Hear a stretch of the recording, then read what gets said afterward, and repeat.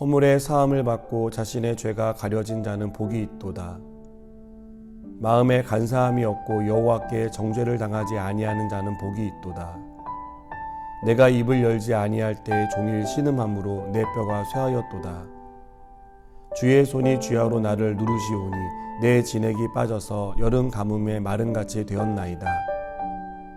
내가 이르기를 내 허물을 여호와께 자복하리라 하고 주께 내 죄를 아뢰고 내 죄악을 숨기지 아니하였더니 곧 주께서 내 죄악을 사하셨나이다. 이로 말미암아 모든 경건한 자는 주를 만날 기회를 얻어서 주께 기도할지라. 진실로 홍수가 범람할지라도 그에게 미치지 못하리이다. 주는 나의 은신처이오니 환난에서 나를 보호하시고 구원의 노래로 나를 두르시리이다. 내가 내 갈 길을 가르쳐 보이고 너를 주목하여 훈계하리로다. 너희는 무지한 말이나 노새같이 되지 말지어다. 그것들은 제갈과 굴레로 단속하지 아니하며 너희에게 가까이 가지 아니하리로다. 악인에게는 많은 슬픔이 있으나 여호와를 신뢰하는 자에게는 인자하심이 두루리로다. 너희 의인들아 여호와를 기뻐하며 즐거워할지어다. 마음이 정직한 너희들아 다 즐거이 외칠지어다. 아멘. 우리가 복이라는 단어를 떠올릴 때에는 없는 것이 채워지는 것을 생각합니다. 또는 새로운 것이 더해지는 것을 우리는 복이라고 말합니다. 그러나 성경이 말하는 복은 우리가 생각하는 복과는 조금 더 크고 더 근원적인 것에 대해서 말씀합니다. 성경이 말하는 복은 죄를 용서받는 것입니다. 오늘 시를 쓴 다윗이 이것을 허물의 사함을 받고 자신의 죄가 가려진 것이다 라고 말하고 있습니다.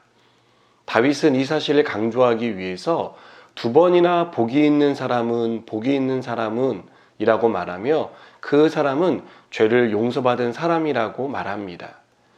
2절에서 여호와께 정죄를 당하지 않는 사람이 복이 있다라고 말하고 있는 것이 바로 그러한 이유입니다. 그렇다면 죄를 어떻게 용서받을 수 있을까요? 우리가 복이 있는 사람이 되기 위해 죄를 용서받는 방법은 무엇일까요? 죄를 용서받기 위해 우리가 해야 할 일은 죄를 회개하는 것입니다.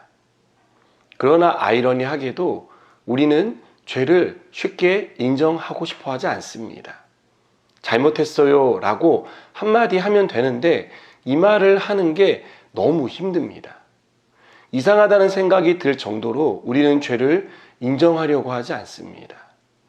우리는 최대한 버틸 수 있을 때까지 버티는 완고함을 보입니다. 그러나 우리가 버티면 버틸수록 상황은 어떻습니까? 더 힘들어집니다.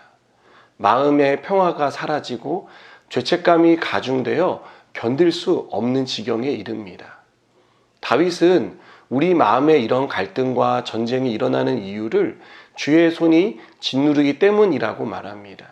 하나님이 밤낮으로 우리 마음을 짓누르셔서 우리 진액이 빠지게 하시는 것입니다. 이것은 우리를 죄책감으로 사라지게 만들려는 게 아닙니다. 우리를 회개로 이끌기 위해 계속해서 우리가 저지르는 죄를 떠올리게 하고 그 죄를 토설하지 않고는 견딜 수 없도록 만드시는 것입니다.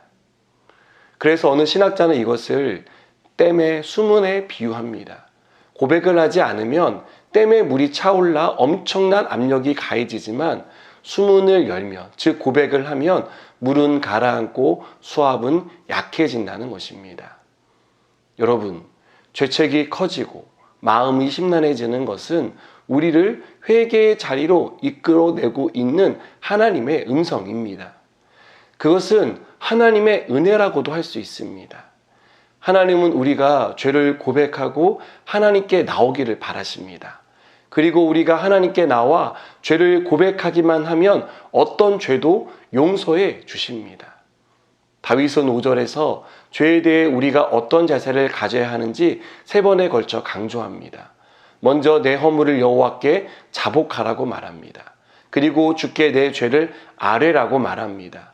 마지막으로 내 죄악을 숨기지 말라고 말합니다. 그렇게 할 때 우리가 얻는 결과는 무엇입니까? 주님께 죄악을 용서받는 은혜입니다. 그리고 이 일로 인해 따라오는 결과들이 있는데 그 결과는 한마디로 요약하면 하나님을 만나는 것입니다. 하나님과의 관계가 회복되어 누리는 진정한 기쁨이 우리 가운데 임하는 것입니다. 우리가 하나님과의 관계를 온전히 회복할 때, 그러니까 우리가 하나님 안에 있을 때 어떤 홍수도 우리를 위협할 수 없게 됩니다. 6절에서 다윗이 말하는 홍수는요, 혼돈의 물을 상징하고요. 이 물은 파괴적이고 무서운 물이며 이 물을 감당할 수 있는 사람은 아무도 없습니다.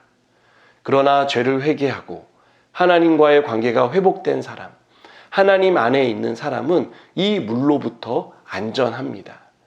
다윗은 여기에 대한 확신이 있었습니다. 그래서 하나님을 향해 나의 은신처이십니다. 환난에서 나를 보호하시는 분입니다. 라고 고백하는 것입니다. 하나님은 이 은혜를 받은 다윗에게 다짐을 받듯 교훈을 하십니다. 이 교훈은 8절 이하를 보니까 더 이상 완고한 사람이 되지 말라는 교훈입니다. 완고한 사람은 악인이 당하는 상황에 처해서 많은 슬픔을 당하게 될 것입니다. 하나님이 우리에게 바라시는 것은 죄를 토설하고 회개하는 사람이 되는 것입니다. 그래서 하나님과의 바른 관계를 회복하는 사람으로 살아가는 것입니다. 이것이 가장 큰 복임을 알고 하나님을 온전히 신뢰하는 사람으로 하나님의 인자와 기쁨 안에 살아가는 저와 여러분 되기를 축복합니다. 기도하시겠습니다.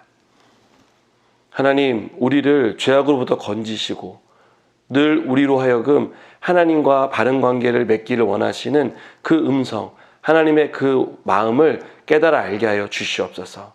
그래서 하나님 앞에 더 가까이 나아가는 삶을 살게 하여 주시옵소서.